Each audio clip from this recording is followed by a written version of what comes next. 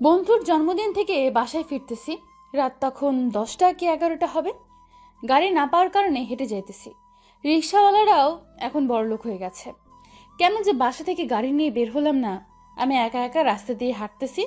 এর ভেতরে আমার সামনে কালো রঙের একটা গাড়ি থেমে গেল। আমার কেমন যেন ভয় ভয় করা শুরু করে দিল। হঠাৎ দুজন লোক আমার কাছে আসলো। অন্ধকারের জন্য কাউকে ভালো মতো দেখতে পাচ্ছি না। গাড়িতে ওঠ, আমি তোকে বাড়ি পর্যন্ত এগিয়ে দিয়ে আসি। ছেলেটির গলাটা কেমন যেন চেনা চেনা লাগলো। তবু আমি বললাম, দেখেন, আপনাদের এগিয়ে দেওয়া লাগবে না, আমি একা একাই যেতে পারবো। সেটা বললে কি হবে? আমি তো তোকে গাড়িতে তুলবই। আপনি এমন ভাবে তুই তুকারি করতেছেন কেন? তোকে তো তুই করেই বলবো।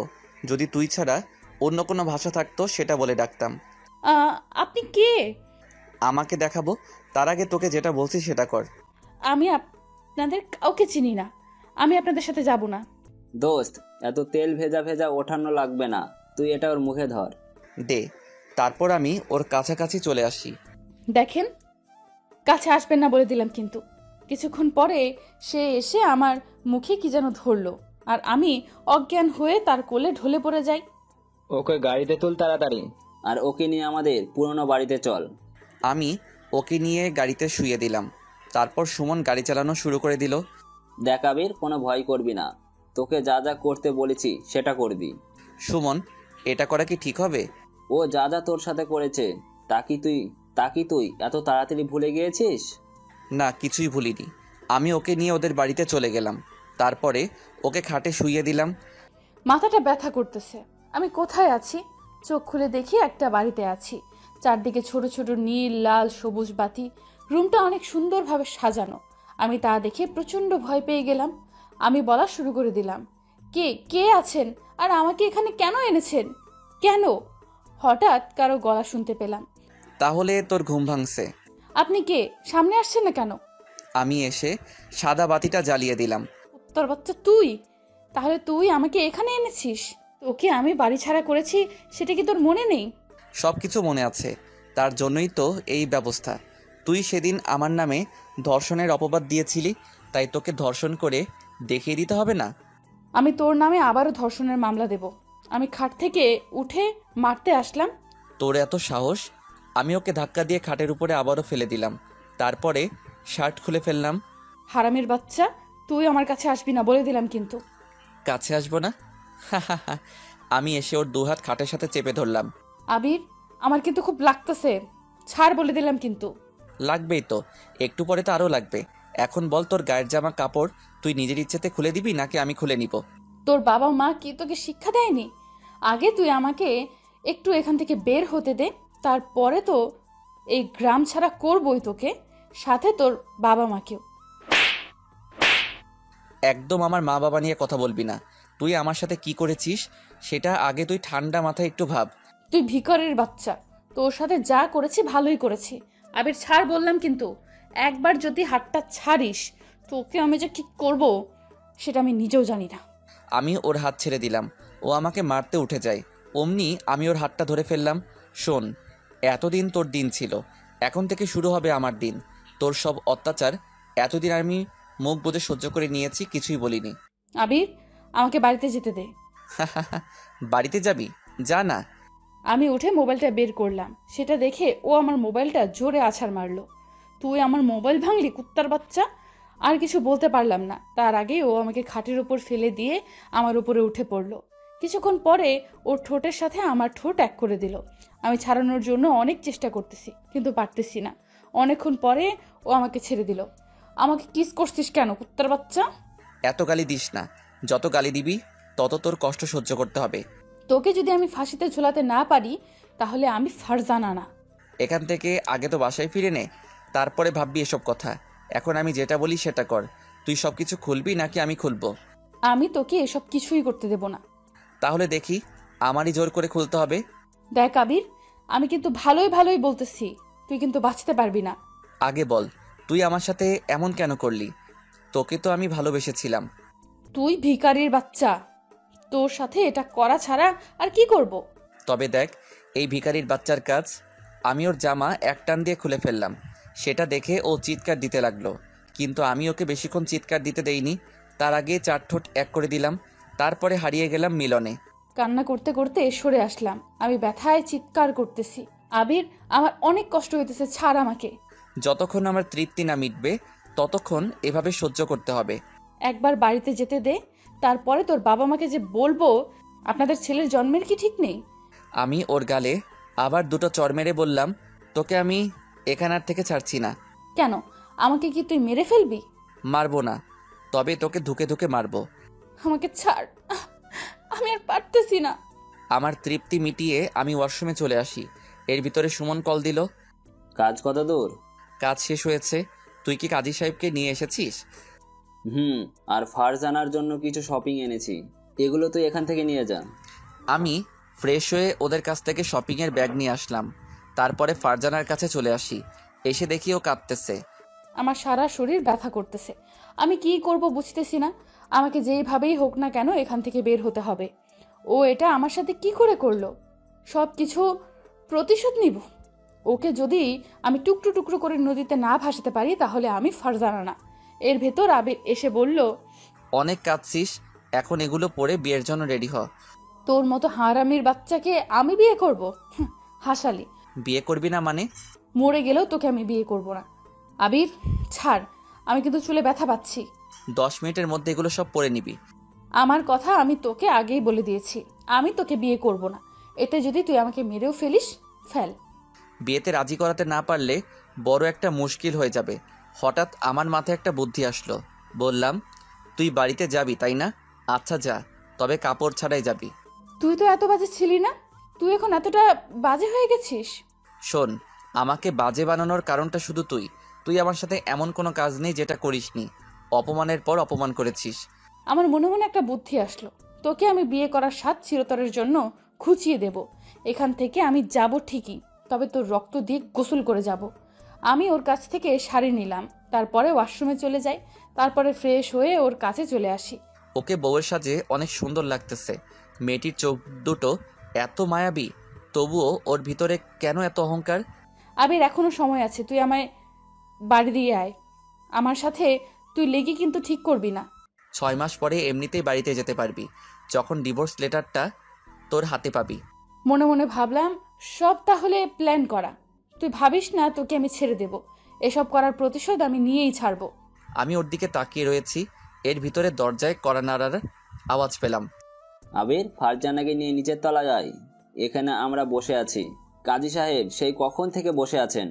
চল নিচে যাব। আমি ওর সাথে নিচে চলে আসি। এসে দেখি সব ছেলেগুলো আমার চেনা পরিচিত। এরা সবই আবিরের বন্ধু। তাহলে ও জানতো আমি আজ ওখান থেকে ফিরবো। আবির, তোরা দুজন এক পাশে বস। কাজী সাহেব, আপনি বিয়ে পড়ানো শুরু করে দেন। কিছুক্ষণ পরে কাজী সাহেব বিয়ে পড়ানো শুরু করে দিল। এর ভিতরে এই কাজী সাহেব আমাকে 3 বার কবুল বলতে বলল। আমি বলে দিলাম। তারপরে ফারজানাকে বলল কবুল বলতে, কিন্তু ও বলতেছে না। কি হলো, কবুল বলিস না কেন? আমি তোকে বিয়ে করব না। এখন আবার তোর কি হলো? আমি ওর কানে কানে বললাম, সবার সামনে তোকে আমি মারতে চাই না, তুই ভালোই ভালোই কবুল বলে দে। কবুল, কবুল, কবুল। সবাই শুকরিয়া আদায় করলো। এর ভিতরে সুমন বলল, দেখেন কাজী সাহেব, এসব কথা যেন পাসকান না হয়। তাহলে আমাদের তো চিনেনি, আমরা কি করতে পারি? এসব কথা যদি কাউকে বলেন তাহলে আপনার বিয়ে পড়ানো চিরতরে শেষ হয়ে যাবে। কাজী সাহেব ভয় পেয়ে বলল, ঠিক আছে, কেউ জানবে না। তাকে কিছু টাকা দিয়ে বাড়িতে পাঠিয়ে দিল। কি হলো, তোরা এখানে বসে আছিস কেন? তোরা রুমে যা। তুই কি বাড়িতে যাবি? এই নে যাবি। এখানে কেউ আসে না আমি ছাড়া। এখন তোরা গিয়ে যেটা করা সেটা কর। আচ্ছা তুই যা তাহলে। সুমন ও আমার সব বন্ধুরা চলে গেল। এর ভিতরে আমি বললাম, চল খাটে যাব। জোর করে বিয়ে করেছিস, আর বিয়ের আগে তুই আমার সাথে ওইসব করেছিস। এখন কি আমি তোকে লক্ষ্মী বাবু বলে মেনে নেব? শোন, আমি এই বিয়ে কোনো দিনও রাজি না, আর তোকে আমি কোনো দিনও মানব না। আমারও তো তোকে প্রয়োজন নেই। আমি শুধু তোকে বিয়ে করেছি একটা কারণে, শুধু তোর দেমাক আর অহংকার ভাঙবো বলে। তোকে আমি একসময় অনেক ভালোবাসতাম, এখন শুধু তোর প্রতি আমার ঘৃণা আর ঘৃণা। চল খাটে চল, অনেক রাত হয়ে গেছে। আমি অন্য রুমে যাই। শোন, তুই এখন আমার বিয়ে করা বউ, সো তুই এখন আমার সব কথা শুনে চলবি। শুনবো, তোর সবই শুনবো। যখন তোকে চিরতরে ঘুমিয়ে দিতে পারবো তখন। আর তুই ভাবছিস কি আমি তোকে কিছুই করতে পারবো না? এগুলো আমি মনে মনে ভাবছি। এর ভেতর আবির আমাকে টেনে খাটে নিয়ে আসলো। আমি বললাম, আবির শরীরটা প্রচুর ব্যথা, আমি পারবো না আর। সেটা বললে তো হবে না, যেহেতু আমরা এখন বর বউ, ওসব তো এখন করতেই পারি। আর আজকে আমাদের বিয়ে হয়ে গেছে, এখন তোর বর চাই তোকে আদর করতে। ও এসে আমাকে জড়িয়ে ধরলো। আবির দেখ, এসব কিন্তু আমার খারাপ লাগে। কেন খারাপ লাগে? আমার আদর কি তোর ভালো লাগে না? আমি না তোর বর? এটা হয়তো সারা জীবন স্বপ্নই থেকে যাবে, কোনোদিনও পূরণ হবে না। আমি এসে ওকে খাটে উপরে চেপে ধরলাম। তারপরে যেটা হওয়ার সেটা হয়ে গেছে। ফারজানা কাঁদতে লাগলো। আমার কি, সেদিন আমিও এমনভাবে কাঁদছিলাম যখন ও আমার নামে চাচাকে এটা ওটা বানিয়ে বলেছিল। ওর চোখ দিয়ে পানি পড়তেছে, তাই আমি বললাম, একদম চুপ, একটু কাঁদবি না, আমার অনেক ঘুম পাইছে, আমি ঘুমাবো। কান্না করতে করতে বললাম, আবির আমাকে বাড়িতে দিয়ে আয়, আমি এখানে থাকলে মরে যাব। এত তাড়াতাড়ি? আরও অনেক কষ্ট সহ্য করতে হবে তোকে। কান্না করতে করতে বললাম, আমি আব্বুর সাথে কথা বলতে চাই, তারা আমার জন্য এখন চিন্তা করতেছে। আমি তোকে কথা বলতে দিব, আর তুই বলে দিবি যে আমি এখানে আসি। এখন যদি তুই সব কিছু বলে দিস, তাহলে আমার তো প্রতিশোধটাই নেওয়া হবে না। আবির, একটা বার কথা বলতে দে। চুপ কর, না হয় লাথি দিয়ে খাট থেকে ফেলে দিব কিন্তু। আমি চুপ হয়ে অন্য পাশে শুয়ে পড়লাম। শুয়ে শুয়ে ভাবতেছি কিভাবে ওকে খুন করা যায়। আমি এসব আনমনেই চিন্তা করতেছি। ফারজানা ঘুমিয়ে পড়ল। আমি ওর দিকে অনেকক্ষণ চেয়ে রইলাম। ওর কষ্ট দেখে আমারই অনেক কষ্ট লাগতেছে। ও আমাকে ভালোবাসুক বা না বাসুক, আমি তোকে ভালোবাসি, তাই আমার অনেক কষ্ট লাগতেছে। এখন আসুন পরিচয় দেবার পালা। আমি আবির, মাস্টার্সে পড়তেছি। আমরা অনেক গরিব, আমি গরিব ঘরের একজন সাধারণ ছেলে। আর এতক্ষণ যার সাথে এত সব করলাম, সে হলো অহংকারী একটা মেয়ে। সবচেয়ে বড় কথা হলো আমি ওর চাচাতো ভাই। আমি ওকে আমার জীবনের থেকেও বেশি ভালোবাসতাম। ছোটবেলায় আমি যখন ক্লাস 6-এ পড়ি তখনও একদিন বলেছিল যে, আবির, এই পুতুল বাবুটা আমাদের দুজনের। তখন আমি হাসি দিয়ে বলছিলাম, ছোট সময় এও বেশি অহংকারী ছিল না, অনেক ভালো ছিল। যখন আমরা এসএসসি পাশ করে কলেজে উঠব, যেই সময় ও পড়তে বাইরে চলে যায়, সেই দিন অনেক কেঁদেছিলাম। যাকে এতটা ভালোবাসি তাকে ভালোবাসার কথাটা জানাতেও পারলাম না। ও যাবার পরে আমি প্রতিদিনই ওকে নিয়ে ভাবতাম আর ওকে নিয়ে ডায়েরি লিখতাম। এভাবে কেটে যায় অনেকটি বছর, 7 বছর কেটে যায়। আমি এখন মাস্টার্সে পড়ি। আমি ওকে মাঝে মাঝে কল দিতাম, কিন্তু ধরতো না। আমি ভাবতাম ও হয়তো পড়ালেখা করে বিজি, তাই কল রিসিভ করে না। আসলে ও লেখাপড়ায় অনেক ভালো। এভাবে আরও অনেক দিন কেটে গেল। তখন 2020 সাল। একদিন রাতের বেলা আমি ওকে নিয়ে ডায়েরি লিখতেছি আর ভাবতেছি, কবে তুমি আসবে? আমি তো তোমাকে না দেখে থাকতে পারতেছি না, খুব মনে পড়ে তোমাকে। এর ভিতরে আম্মু আসলো আমার কাছে। আবির, একটু আগে তোর চাচা এসেছিল। ফারজানা কালকে বাড়িতে ফিরতেছে, তাই তুই আর তোর চাচা ওকে গিয়ে নিয়ে আনতে যাবি। ও আসবে সেটা শুনে আমার মনটা খুশিতে ভরে যায়। আমি আম্মুকে বললাম ঠিক আছে। আম্মু চলে গেল। পরের দিন আমি চাচার বাড়িতে এসে পড়ি। আসতে ওঠ গাড়িতে। আমি গাড়িতে উঠে পড়ি। কিছুক্ষণ পরে চাচা গাড়ি চালানো শুরু করে দিল। বেশ কিছুক্ষণ পরেই এয়ারপোর্টে এসে পৌঁছালাম। আবির, ওর আসতে এতটা লেট হচ্ছে কেন? তুমি কোনো চিন্তা করো না, কিছুক্ষণ পরে এসে পড়বে। আমারও ওকে দেখার জন্য মনটা কেমন কেমন যেন করতেছে। অনেকক্ষণ পরে দেখতে পেলাম ফারজানা আসতেছে। আগের চেয়েও ও অনেক সুন্দর হয়ে গেছে, তাই আমি আর চাচা ওর কাছে দৌড়িয়ে গেলাম। আব্বু, কেমন আছো? তুমিও না কেমন, সাথে করে ভিখারির বাচ্চাকে নিয়ে আসা আগে। ওর মুখে এই কথা শুনে চোখ দিয়ে 2 ফোঁটা পানি গড়িয়ে পড়ল। ও আজ আমাকে এটা বলে অপমান করবে, সেটা আমি জীবনেও ভাবতে পারিনি। ফারজানা, এগুলো তুই কি বলতেছিস? তো তোর চাচাতো ভাই। আমি ওকে চিনতে পেরেছি, তাই তো বললাম চলো বাড়িতে যাব। আব্বু আমাকে গাড়িতে নিয়ে বসে পড়ে। আবির, কি হলো? গাড়িতে বসছিস না কেন? ও যাবে কোথায়? ও আমাদের সাথে যেতে পারবে না। ও গেলে আমি যাব না। তো ও যাবে কিসে? সেটা আমি জানি না। আমার একটাই কথা, ও আমাদের সাথে যেতে পারবে না। ও যদি যায় তাহলে আমি এক্ষুনি আবার যেখান থেকে এসেছি সেখানে চলে যাব। ফারজানা, ও তো তোর চাচাতো ভাই, ভুলে গেছিস? তোরা ছোটবেলা থেকে একসাথেই বড় হয়েছিস। তোর কি কোনো কিছু মনে নেই? আমি থাকবোই না আর এখানে, চলে যেতেছি। মাথাটা পুরো নষ্ট করে দিতেছ কিন্তু। আর শোনো, ছোটবেলায় কি না কি হয়েছে সেটা এখনো মনে রাখতে হবে। আবির, এই নে টাকা, তুই অন্য একটা গাড়িতে চলে যা। থাক, লাগবে না, আমার কাছে টাকা আছে। আচ্ছা, তাহলে আমরা যাই। আব্বু, তুমি গাড়ি চালাবা, আম্মুকে দেখি না কত বছর। ফারজানা ও চাচা চলে গেল। আমারও মনটা খারাপ হয়ে গেল। আমি একটা গাড়িতে উঠে পড়ি। গাড়িতে বসে ভাবতেছি ও এতটা পরিবর্তন হয়ে যাবে সেটা আমি কোনোদিনও ভাবতে পারিনি। ওর কি আমার কথা মনে নেই? সব কিছুই কি ভুলে গেছে? আমি বাসায় এসে পড়ি। তারপরে শুয়ে শুয়ে অনেকক্ষণ কাঁদলাম। কিছুক্ষণ পরে আম্মু আসলো। আবির, ফারজানা এসেছে? আমি চোখ মুছে বললাম, হুম। কি হলো, তোর মন খারাপ নাকি? এমনভাবে কথা বলতেছিস কেন? আম্মু, আমরা কি সত্যিই ভিখারি? কে বলেছে তোকে এসব কথা? আমি কিছুক্ষণ চুপ করে বললাম, ফারজানা। দেখ বাবা, ওদের পরিবার অনেক বড় লোক, আর আমাদের ছোট পরিবার। ওদের চেয়ে আমরা অনেক গরিব। আর ফারজানা তোকে এমন কথা বলছে কেন? তুই কি ওকে কিছু বলেছিস? না আম্মু, একেবারে শুধু শুধু বলেছে। ওর সাথে তুই আর কোনো কথা বলবি না। আম্মু, আমি কি ওর সাথে কথা না বলে থাকতে পারবো? আমি তো ওকে ছোটবেলা থেকেই ভালোবেসে এসেছি। কি বলিস এসব? আগে তো বললি না। দেখ বাবা, ওরা অনেক বড় লোক, আমাদের পরিবারের সাথে ওদের খাপ খায় না। তুই ওকে ভুলে যা। এটা বলে আম্মু চলে গেল। আমি মনে মনে বলতে লাগলাম, আমি কি ওকে ভুলতে পারবো? তখন আমি ঘুমিয়ে পড়লাম। আমি বাসায় এসে ফ্রেশ হয়ে নিলাম, তারপরে সবার সাথে খেয়ে নিলাম। কিছুক্ষণ পরে আমি আব্বুর কাছে চলে আসি। আব্বু, আমি আর ইউকে পড়তে যাব না, মাস্টার্স এখানেই বসেই কমপ্লিট করব। ওখানে আমার আর ভালো লাগে না। আচ্ছা, কালকে আবিরকে বলিস, ও তোকে ভর্তি করিয়ে দিবেনি। তুমি সব জায়গায় ওই ভিখারির বাচ্চাকে টানো কেন? ফারজানা, এসব কি ধরনের কথা বলতেছিস? আব্বু, আমি যা বলি ঠিকই বলি। ওরা ভিখারি ছাড়া আর কি। আর শোনো, আমাকে কালকে তুমি নিয়ে যাবা কলেজে। আচ্ছা, যাব। তার আগে তুই তোর কাকিমায়ের সাথে দেখা করে আয়। ওয়াক্থু, ওই বাড়িতে যাব আমি? জীবনেও না। আমি আমার রুমে চলে আসি আর জানালা দিয়ে তাকিয়ে রইলাম বাহিরের দিকে। বিকেলবেলা চাচাই ফোন করে বলে তাদের বাড়িতে আসতে, তাই আমি তাদের বাড়িতে চলে আসি। হঠাৎ একটা রুমে চোখ পড়ল। দেখতে পেলাম ফারজানা ঘুমিয়ে আছে, তাই আমি ওর খাটে গিয়ে বসি। ওকে ঘুমের ভিতরে পিচিদের মতো লাগতেছে। হঠাৎ ফারজানার ঘুমটা ভেঙে গেল। কুত্তার বাচ্চা, তুই আমার বেডরুমে কি করিস? এটা বলে ফারজানা এসে আমার গালে ঠাস করে একটা চড় মারল। চড়টা অনেক জোরে মেরেছে। তুই আমাদের বাড়িতে আসছিস কেন? ফারজানা, তুই কি আমাকে ভুলে গেছিস? তোর কি আমার কথা একটু মনে নেই? কেন তোকে আমি মনে রাখতে যাব? আমি আবার ভিখারিদের মনে রাখি না। তুই এখান থেকে যাবি নাকি ঘাড় ধাক্কা দেব? আমার আবার একটু রাগ বেশি, তাই আমি রাগ আর কন্ট্রোল করতে পারলাম না। আমিও ওর গালে একটা চড় লাগিয়ে দিলাম। কুত্তার বাচ্চা, তুই আমার গায়ে হাত তুললি? আর কোনো দিন কেউ আমার গায়ে হাত তুলেনি, আর তুই আজকে তুললি? তোকে আজ আমি শেষ করে দেব। আমি ওখান থেকে বের হয়ে আসি। তারপরে বাড়িতে চলে আসি। শুয়ে শুয়ে ভাবতেছি ওকে এইভাবে চড় মারা ঠিক হয়নি। কালকে না হয় ওকে সরি বলবো। ও তো আমাকে অপমান করেছে।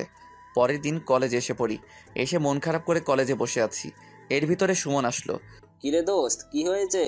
একা বসে আছিস যে? তোর তো চাচাতো বোনের সাথে থাকার কথা। ও আসছে সেটা তুই জানলি কিভাবে? সেদিন তো চাচার সাথে আসতে দেখেছি। এতদিন তো চাচাতো বোনকে নিয়ে অনেক কথা বললি।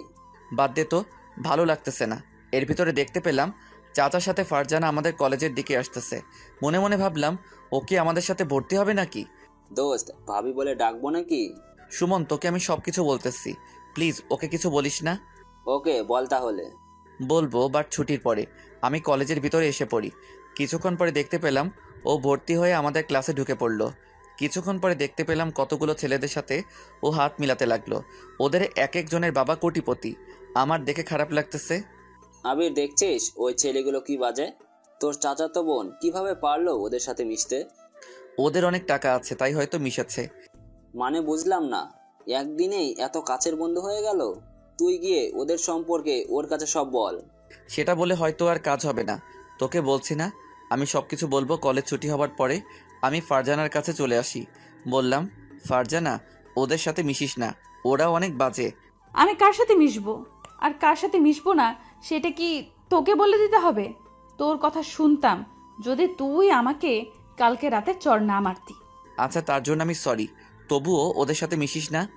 সরি বললে তো আর হবে না। তুই আমাকে মেরেছিস, তাই আমি তোকেও মারবো। তুই আমাকে একটা চড় দিয়েছিস, তার বিনিময়ে আমি তোকে 10টা চড় দেব। যদি রাজি থাকিস তাহলে বলিস। আচ্ছা মার। একে একে ও আমাকে 10টা চড় মারলো। কলেজের সবাই আমাদের দিকে তাকিয়ে রয়েছে, আমাকে মারতেছে। তা দেখে সুমন ওকেও মারতে চলে যায়। আমি ওর হাত টেনে ধরলাম। শোন, আর কোনো দিন আমার সাথে লাগতে আসিস না। ফারজানা চলে গেল। আমি নিচে বসে পড়লাম। ও তোকে মারলো কেন? আর তুই ওকে আটকালি না কেন? তারপরে সব ঘটনা আমি ওকে খুলে বললাম। তোর চাচাতো বোন এত নিচু, তা আমি জীবনেও আশা করিনি। চল বাড়িতে যাব। আমিও বাড়িতে চলে আসি। আসতে না আসতে আম্মু বলল, তোকে মারছে কে? আর তোর গালে তো লাল হয়ে আছে কেন? কে আবার মারবে শুনি? রোদের ভিতর থেকে এসেছি তাই গালটা লাল হয়ে গেছে। মনে তো হয় না। ফারজানা তোকে কি কিছু বলেছে? না, ও আবার কি বলবে? বাদ দাও তো। আমি রুমে এসে পড়ি। আমার সাথে ওর কিসের এত শত্রুতা, যার কারণে ও আমার সাথে এমন করে?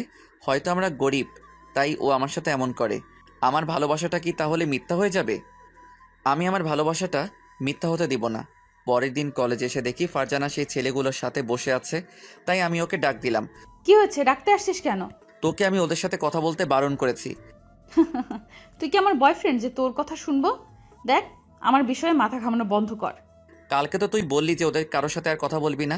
ওটা তো প্রতিশোধ নেওয়ার জন্য ছোট্ট একটা নাটক করতে হয়েছে। তুই আমাকে চর মেরে যাবি, আমি কি সব কিছু চেয়ে চেয়ে দেখবো? শোন, তুই আর আমার সাথে কথা বলবি না। ফারজানা চলে গেল। দেখতে দেখতে আরও কিছুদিন কেটে গেল। এতদিন ফারজানার সাথে কোনো কথা বলিনি। মাঝে মাঝে দেখতাম ওই ছেলেগুলোর সাথে ফারজানা দূরে দূরে ঘুরতে যেত। তা দেখে আমার অনেক খারাপ লাগতো। তাই ঠিক করলাম ওকে একবার প্রপোজ করব। তাই ফুল নিয়ে বসে আছি। আবির, প্রপোজ করা হয়তো ঠিক হবে না, ও তোকে চোখেই দেখতে পারে না। তবু একবার শেষ চেষ্টা করে দেখি। তুই যেটা ভালো বোঝ সেটা কর। ফারজানা আসার পরে আমি ওকে নিয়ে একটা ক্লাসরুমে চলে যাই।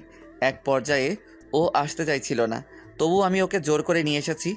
আমাকে জোর করে তুই এখানে নিয়ে আসলি কেন? ফারজানা, আমি তোকে ভালোবাসি, সে অনেক আগে থেকে। ছোটবেলার কথা তুই ভুলে গেলেও আমি ভুলিনি। সেই ছোটবেলা থেকে আমি তোকে ভালোবেসে এসেছি। আমি তোকে হারাতে চাই না, তাই আজকে বলে দিলাম। তোর মতো ছেলেকে আমি ভালোবাসতে যাব? শোন, তুই ভিখারি, আমি তোকে ভালোবাসি না, শুধু ঘৃণা করি। আমি আস্তে আস্তে ওর কাছে চলে আসি। ফারজানা, আমি তোকে ছাড়া বাঁচবো না, অনেক ভালোবেসে ফেলেছি।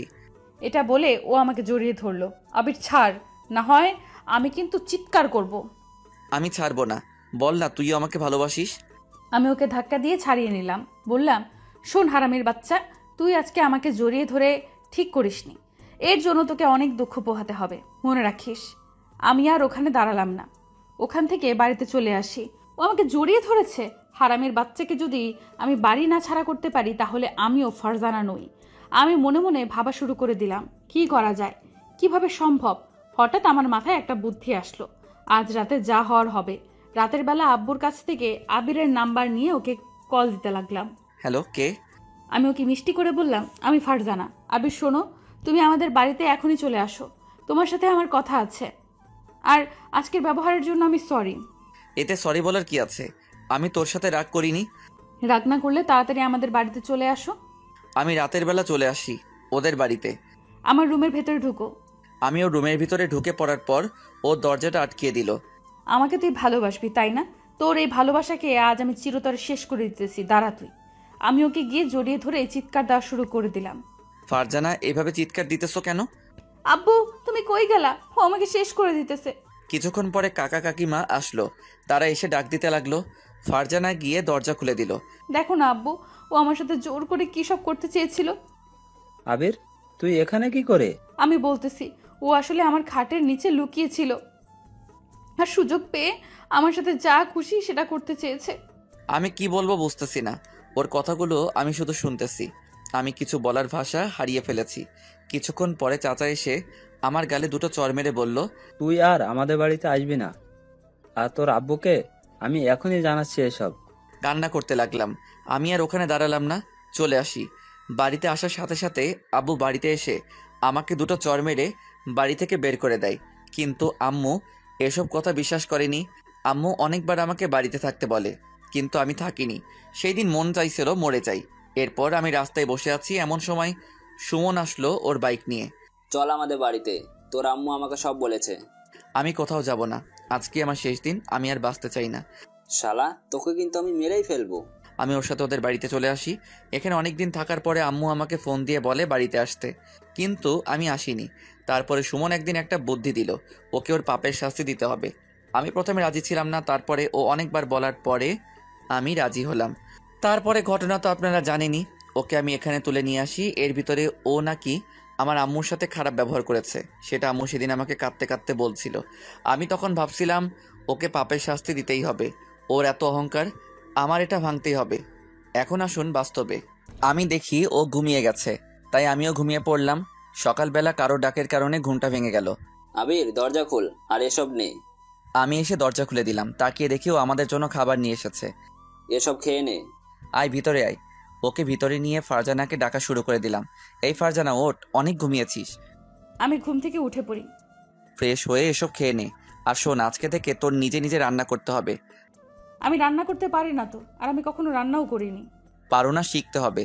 যা পারবি তাতেই হবে। আর ঘর মুছবি, বাসন মাজবি, জামা কাপড় কেচে দিবি। একটা সংসারে যা যা কাজ আছে সেটা তুই করবি। আমি কিছু করতে পারবো না। না পারলে তখন দেখবি আমি কি করতে পারি। এর ভিতরে মোবাইলটা বেজে উঠল। তাকিয়ে দেখি আম্মু কল দিয়েছে, তাই আমি মোবাইল নিয়ে বাইরে চলে যাই। ফোন রিসিভ করার পরে, আবির, এদিকের খবর জানো কিছু? ফারজানাকে কোথাও খুঁজে পাওয়া যাচ্ছে না। ওর বাবা মা ওর জন্য খুব কান্না করতেছে। আমি আম্মুকে মিথ্যা বললাম। আম্মু, ওর খবর আমি কিছুই জানি না। ওর কোনো খবর পেলে আমাদের জানাস। আর তুই বাড়িতে আসবি না? আসবো কিছুদিন পরে। আম্মুর সাথে আরো কিছুক্ষণ কথা বলে ফোনটা কেটে দিলাম। আমি আবার রুমে চলে আসি। তারপরে ফারজানাকে বললাম, ফারজানা, আমি বাইরে যাইতেছি, এসে দেখি যেন সব কাজ শেষ হয়েছে। ঠিক আছে আবির, চলো। যাওয়ার সময় দরজাটা তালা মেরে গেল। আমাকে তুই দাসী পেয়েছিস। এখন যদি এখানে বিষ থাকতো, আমি তোর খাবারে বিষ দিয়ে দিতাম। হঠাৎ দেখতে পেলাম একটা ছুরি। মনে মনে ভাবলাম এই ছুরিটি রাতে কাজে লাগবে। আমি ছুরিটি গিয়ে বালিশের নিচে রেখে আসলাম। আজকে তোর দিন শেষ। আমাকে তুই যত অত্যাচার করেছিস, আজকে এই প্রতিশোধ নেওয়ার পালা। আমি সব কাজ করা শুরু করে দিলাম। আবির, এখন তুই কি করতে চাস? আমাকে তুই একটা চাকরি খুঁজে দিতে পারবি? একটা চাকরি আছে, তবে এখানে না, বিদেশে। ঠিক আছে, তাহলে আমি বিদেশেই যাব। ও আমাকে কোনো দিনও মানতে পারবে না। এখানে থাকলে শুধু শুধু আমি কষ্ট পাবো। তুই যেটা ভালো বুঝিস সেটা কর। চাকরিটার জন্য কিন্তু তোর 3 মাস অপেক্ষা করতে হবে। এতদিন? এতদিন এখানে থেকে ওর সব আঘাতের প্রতিশোধ নে। দোস্ত, ওকে আঘাত করতে আমার অনেক কষ্ট লাগে। তাহলে ওকে এত সহজে ছেড়ে দিবি? দেখি কি করি। আমি ওর সাথে কথা বলে আবারও সুমনদের পুরোনো বাড়িতে চলে আসি। এই নাও, খেয়ে নাও। আমি খাবার খেয়ে চলে আসি রুমে। রাতের বেলা অনেক ঘুম পাইছে, তাই ভাবলাম তাড়াতাড়ি ঘুমিয়ে পড়ি। মন চাই ওকে জড়িয়ে ধরি, কিন্তু ওকে জড়িয়ে ধরে কি করব? ও তো আমাকে ভালোবাসে না। আমি চোখ বুজে নিলাম। ও ঘুমাবে কখন? দেখি কিছুক্ষণ পরে ঘুমিয়ে পড়লো। আমি আস্তে আস্তে ছুরিটা বালিশের নিচ থেকে বের করা শুরু করে দিলাম। তুই আমাকে অনেক জ্বালিয়েছিস, আজকে তোকে বাঁচাবে কে? আমি ছুরিটা নিয়ে ওর কাছে চলে আসি। আমার হাত কাঁপতে লাগলো। কি হলো? এমনভাবে হাত কাঁপতেছে কেন? কিছুক্ষণ পরে চোখ পড়লো ওর দিকে। কি সুন্দরভাবে ঘুমিয়ে আছে। ওকে মারা ঠিক হবে না। আমার মাথায় কিছু আসতেছে না। আমি আবারও ছুরিটা ওর পেটের কাছে নিয়ে আসলাম। আমার কেমন যেন লাগতেছে, চোখগুলো ঝাপসা হয়ে আসতেছে। আমার এমন কেন লাগতেছে? হঠাৎ ছুরিটা হাতে নিয়ে নিচে পড়ে যায়। শব্দের কারণে আবিরের ঘুম ভেঙে যায়। এইমাত্র কিসের শব্দ আসছিল জানি না। আমি দেখতে পেলাম ফ্লোরের নিচে একটা ছুরি ফেলানো। এখন বুঝতে পারলাম ও আমাকে খুন করতে যাচ্ছিল। আমি ছুরিটি উঠিয়ে ওর কাছে দিলাম। এটা দিয়ে আমি কি করব? এইমাত্র যেটা করতে চাইছিলি সেটা কর। আমি শার্ট খুলে বললাম, এই ছুরিটা যেখানে খুশি সেখানে ঢোকাতে পারিস। আমাকে মারলে তো তুই হ্যাপি। আচ্ছা, তুই আমাকে মেরেই ফেল। শোন, আমি তোকে মারতে চাইনি। ওকে মারার হলে অনেক আগেই এটা করতে পারতাম। আমি ওর হাত ধরে বললাম, প্লিজ আমাকে তুই বাড়ি দিয়ে আয়। তোকে আমি বাড়িতে দিয়ে আসতে পারবো না। তুই এখানে বসে বসেই পচবি। আমি শুয়ে পড়লাম। শুয়ে শুয়ে ভাবতেছি, যেভাবেই হোক না কেন আমার এখান থেকে বের হতে হবে। আমি দেখতে দেখতে 15 দিন কেটে গেল। আমি এখনো পর্যন্ত কারোর সাথে যোগাযোগ করতে পারিনি। একদিন দেখতে পেলাম আবির রুমে নেই, আর পাশে দেখতে পেলাম আমার মোবাইল ফোন। ওটা জোরে চাপ দিয়ে ধরলাম, দেখি মোবাইলটা খুলে কিনা। দেখি মোবাইলটা খুলে গেল। আমি তারপর আব্বুর নাম্বারে কল দিতে লাগলাম। কিছুক্ষণ পরে রিসিভ করলো। হ্যালো আব্বু, আমাকে এখানে থেকে নিয়ে যাও। আম্মু, তুই কোথায় আছিস? আব্বু, আমি আবির। আর কিছু বলতে পারলাম না। তার আগেই আবির আমার কাছ থেকে ফোনটা টেনে নিয়ে যায়। আমি মোবাইলটা এবার জোরে আছাড় মেরে চুরমার করে ফেলি। হ্যালো ফারজানা, কথা বলতেছিস না কেন? Hello hello. তুই কেন আমার সাথে এমন করতেছিস? আমি বাড়িতে যেতে চাই না। কথা দিলাম তোর নামে আমি তোর কাছে কিছুই বলবো না। তুই আমার বউ, তোকে আমি কোথাও যেতে দিব না। তোর সাথে আমার এখনো অনেক কিছু করার বাকি আছে। আমি ওখানে আর থাকলাম না, খাটে চলে আসি। অনেক কষ্ট হইতেছে আমার। আমি কি আর কখনো বাড়িতে ফিরতে পারবো না? কিভাবে এখান থেকে বের হব? এগুলো ভাবতে ভাবতে আমি ঘুমিয়ে পড়লাম। দেখতে দেখতে আরও 1 মাস কেটে গেল। এখনও আমার পরিবারের কেউই আমার খোঁজ খবর পায়নি। একদিন ফ্লোর মুছতেছি, এর ভেতরে দেখতে পেলাম একটা ব্যাগ। এই ব্যাগে কি আছে? আমি ব্যাগের ভেতরে হাত দিতে লাগলাম। দেখতে পেলাম ব্যাগের ভেতরে আবিরের জামা কাপড় আর একটা ডায়েরি। আমি ডায়েরিটা খুলে পড়া শুরু করে দিলাম। প্রথম পাতায় আমি আর আবিরের ছবি দেখতে পেলাম। এটা তো আমাদের ছোটবেলার ছবি। এই ছবি ওর কাছে কি করে? আমি ডায়েরিটা পড়া শুরু করে দিলাম। দেখতে পেলাম সব কথাই আমাকে নিয়ে লেখা। আমার আর ওর ছোটবেলায় একসাথে কাটানো সব কথা মনে পড়ে গেল। ও আমাকে এতটা ভালোবাসে কেন? আমি বিদেশে পড়তে গেলাম, আমার মন কেন এমন হলো? আমি অনেকের সাথে খারাপ ব্যবহার করেছি, সেটা ভাবতেই আমার অনেক খারাপ লাগতেছে। ও আমাকে এতটা ভালোবাসে। আমি ডায়েরিটা বন্ধ করে রাখলাম। তারপরে সব কাজ শেষ করে বিছানায় বসে একা একা কিছুক্ষণ কাঁদলাম। আমার ভেতরে এতটা অহংকার কেন? এত অহংকার কোথা থেকে আসলো? আমার আজ কিছুই ভালো লাগতেছে না। কিছুক্ষণ পরে আবির আসলো আমার কাছে। কি হলো? এমনভাবে কাঁদতেছিস কেন? বাড়ির কথা কি খুব মনে পড়তেছে? কাঁদো কাঁদো কণ্ঠে বললাম। আমি ওর চোখের দিকে কিছুক্ষণ তাকিয়ে বললাম, জানি না। তাহলে কাঁদতেছিস কেন? এমনি, তোমার খাবার টেবিলে রাখা আছে, খেয়ে নাও। মনে আছে এভাবে তুমি করে বলে আমাকে একবার সবার কাছে অপরাধী বানিয়ে দিয়েছিলি? তোর মতো নাটক কেউই পারবে না। আচ্ছা, আমি নাটক করতেছি, এখন খেয়ে নাও, যাও। এটা বলার পরে আবির চলে গেল। রাতের বেলা দুজনে শুয়ে আছি, কেউ কারোর সাথে কথা বলতেছি না। কিছু সময় পরে আবির ঘুমিয়ে পড়লো। আমি আস্তে আস্তে ওকে গিয়ে জড়িয়ে ধরলাম। আমি জড়িয়ে ধরে বলতে লাগলাম, আবির, আমি সরি। আমি তোমার সাথে এমন ব্যবহার করার জন্য আমাকে তুমি ক্ষমা করে দাও। আমি ওকে জড়িয়ে ধরে ঘুমিয়ে পড়লাম। সকালবেলা আবির বলল, ফারজানা ছাড়, এমনভাবে জড়িয়ে ধরে আছিস কেন? আমি ছাড়বো না। তোর মতলব তো ভালো ঠেকতেছে না। কি করতে চাস আমার সাথে? আবির, আমাকে ক্ষমা করে দাও তোমার সাথে এমন ব্যবহার করার জন্য। চুপ, নাটক একটু কম করবি। আমি ওখান থেকে উঠে আসলাম। দেখতে দেখতে অনেক দিন কেটে গেল। এতদিন ফারজানা আমার সাথে অনেক ভালো ব্যবহার করেছে। হয়তো আমার সাথে আবারও নতুন কোনো খেলা খেলতে চাই। আমি ওর পাতা ফাঁদে আর পা দিতে চাই না। এই বাড়িতে আর কিছুদিন আছি, তারপরে বাহিরে চলে যাব। একদিন আমার বাসায় কে যেন এসে কলিং বেল দিল। আমি ভাবছি সুমন এসেছে, কিন্তু আমার ধারণাটা ভুল ছিল। সুমন ছিল না, ফারজানার বাবা ও একজন পুলিশ অফিসার ছিল। আমি কিছু বলতে যাব এমন সময় চাচাই বলল, তাহলে তুই আমার মেয়েকে কিডন্যাপ করেছিস? স্যার, ওকে আপনি গ্রেপ্তার করুন। বাহিরে চিৎকার শুনে ফারজানা দৌড়িয়ে আসলো। এসেই ওর আব্বুকে জড়িয়ে ধরলো। আব্বু, তুমি কেমন আছো? তোকে ছাড়া আমি কি ভালো থাকতে পারি? ও তোকে কেন এখানে আটকে রেখেছে? বাদ দাও না এসব কথা, চলো আমাদের রুমে। আগে ওর একটা ব্যবস্থা করতে হবে। স্যার, ওকে নিয়ে যান। ও আমার মেয়েকে এখানে কিডন্যাপ করে এনেছে। পুলিশ অফিসার আবিরের হাতে হাত করা লাগালে আমি বললাম, আবির কিছু করেনি। আমি ওর সাথে ইচ্ছে করে পালিয়ে এসেছি। আমি ওকে ভালোবাসি। ওই দিন বললি কেন আমাকে বাঁচাও, আর এখন এটা বলতেছিস কেন? ও কি তোকে ভয় দেখিয়েছে? দেখালে বল। না আব্বু, আমি নিজের ইচ্ছাতেই এসেছি। তোরা দুজন দুজনকে ভালোবাসিস, সেটা আমাকে আগে বললি না কেন? এমনিতেই বলিনি। চল আমাদের সাথে বাড়িতে। না, আমি এখানেই থাকবো। আমি ওর কাছে অনেক ভালো আছি। আব্বুর সাথে আরো কিছুক্ষণ কথা বলে তাকে বাড়িতে পাঠিয়ে দিলাম। আমাকে পুলিশের হাত থেকে বাঁচিয়ে দিলি কেন? ধরিয়ে দিতি। আবির, আমি তোমাকে এখন অনেক ভালোবাসি। তুই আবার আমার ভালোবাসা নিয়ে এভাবে নাটক করিস না। আমাকে যদি চিরতরে শেষ করে দিতে চাস তো তাহলে দে। আবির, তুমি আমাকে এখন ভুল বুঝতেছো। আমি আমার ভুলটা বুঝতে পেরেছি। আমি ওখানে দাঁড়ালাম না, রুমে চলে আসি। এভাবে 3 মাস শেষ হয়ে গেল। একদিন সুমন আমাকে ফোন করে বাইরে আসতে বলল। আমি এসে পড়ি। আবির, এই নে তোর ভিসা, কালকেই তোর ফ্লাইট। ঠিক আছে। আমি ভিসা নিয়ে বাড়িতে চলে আসি। পরের দিন সকাল সকাল সবকিছু গুছিয়ে নিলাম। কি হলো, তুমি যাচ্ছ কোথায়? চলে যাই বিদেশে। তাহলে আমি বাঁচবো কি করে? সেটা আমি কি জানি। শোন, এতদিন তোর সাথে এমন ব্যবহার করার জন্য আমি সরি। এই নিয়ে ডিভোর্স লেটার, আর 3 মাস পরে এখানে সাইন দিয়ে রাখিস। তারপরে আমার বাড়িতে পাঠিয়ে দিস। আমি হয়তো আর দেশে ফিরবো না। ভালো থাকিস। আমার তোকে ভালোবাসাটা মিথ্যা ছিল। আবির, আমি তোমাকে অনেক ভালোবাসি, আমাকে ছেড়ে চলে যেও না। আবির আমার কোনো কথা শুনলো না, আমাকে ধাক্কা দিয়ে চলে গেল। আমি কি করব বুঝতেছি না। আমার তখন অনেক কান্না আসতেছিল। আমি ওকে ছাড়া বাঁচবো না। আমি একটা দোকানে চলে আসি। তারপরে কাকিমায়ের নাম্বারে কল দিতে লাগলাম। রিসিভ করার পরে আমি তার কাছে সেদিনকার দুর্ব্যবহারের জন্য ক্ষমা চাইলাম। তারপরে সব কিছু বললাম। প্লিজ কাকি, তুমি ওকে আটকাও। আমি এখনই আটকাচ্ছি।